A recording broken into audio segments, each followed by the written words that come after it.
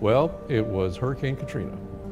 I was working for just a powerhouse station in New Orleans, WWL-TV, one of the legendary TV stations in our business, and I'd always thought I'd do my entire career there and retire from there. But on August 29th, 2005, the whole world changed for everybody living along the Gulf Coast, including me. And officials in St. Tammany Parish are again urging everyone, if you have not evacuated, to stay in your homes.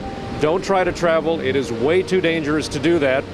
And they expect these hurricane force winds to continue in St. Tammany Parish for several hours, probably through at least mid to late afternoon. I'd always heard about KTU's just stellar reputation. And so I sent out my first job application in 20 years to here.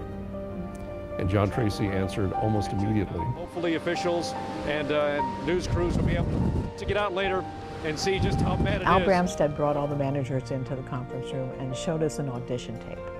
And it was Mike Ross, and a lot of it was covering Katrina.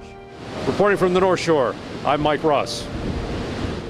And we had been searching for an anchor, and the fact that this quality individual was willing to come to Alaska and relocate and become part of our family. When I first got my job here at Alaska's News Source, my parents were kind of looking at the website, seeing where I was going, and my dad goes, "Mike Ross? What's Mike Ross doing all the way in Alaska?"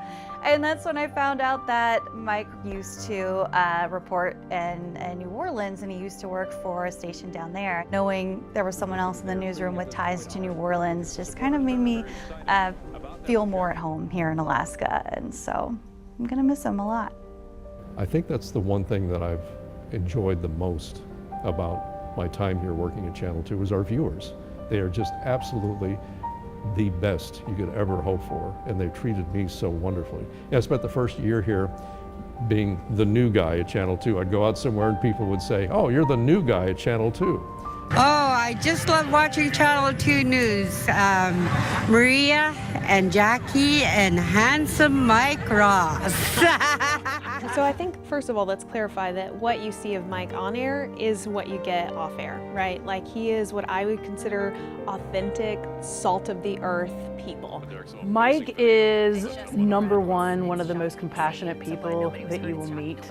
That night of the earthquake, we knew that there were facts to be told and critical news and information our audience was hanging on and needed to hear, but we also recognized that they were tuning in and feeling hurt that day, or feeling vulnerable that day, or feeling like their world was shaken and they needed a bit of comfort. We know you're worried. Take a deep breath, hug your kids, say a prayer. We've gotten through this one so far so good. We'll be okay. I thank him for that, because any words that our producers would have written would have never conveyed that honest, candid message that he truly felt and he truly meant. He really cares about the people and the issues. It's not just a job to him, it's his community, and he gets really invested in that. He's just a really good guy. You know, I just appreciate a coworker that is there every night, and the reason that they're there every night is because they love their job, they love their profession, journalism. We've chosen this life, we've chosen this profession because it is so important to us. It's important to us to help our communities in times of trouble. It's important to us to be the voice for people who need a voice sometimes. The last few feet of land between the river and the back of their house, it's almost gone now. The river that years ago was hundreds of feet away has now scoured out and undermined the back walkway. Val says since our story 2 weeks ago, offers of help have poured in. A lot of people have offered their homes, which is amazing to me, really. It's, hey, how are you? And I'm gonna listen for that answer. I'm not just asking the question to ask it and present myself as someone who's polite and interested. I'm actually listening. So I think that's one of the great things about him, is just that the Mike that you see on TV, that's the real Mike. Say goodnight, Banana. Goodnight, Banana.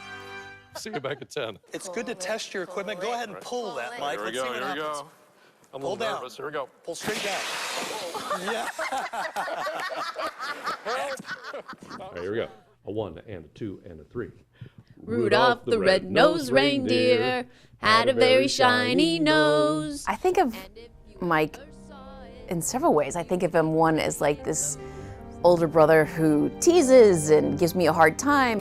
Well, it's been an up and down winter so far. You want to pay attention, please? And then I think of Mike also as serious and kind, and someone who makes you question your thought process just to make things more rounded out. July 1st, that's when these new escort tugs and their crews are supposed to take over responsibility for getting tankers safely in and out of Valdez Harbor and through Prince William Sound. But this changeover does come with some concern. I'm happy for him not to be here because I'm excited about him traveling and having downtime and being with his wife and grandkids. And I'm really happy for him for that. And I hope that there's just lots of peace for him and just light and color and happiness to come for him. When Alaskans embrace you, it is a warm embrace. And I have felt so fortunate to feel that embrace from our fellow Alaskans for all these years.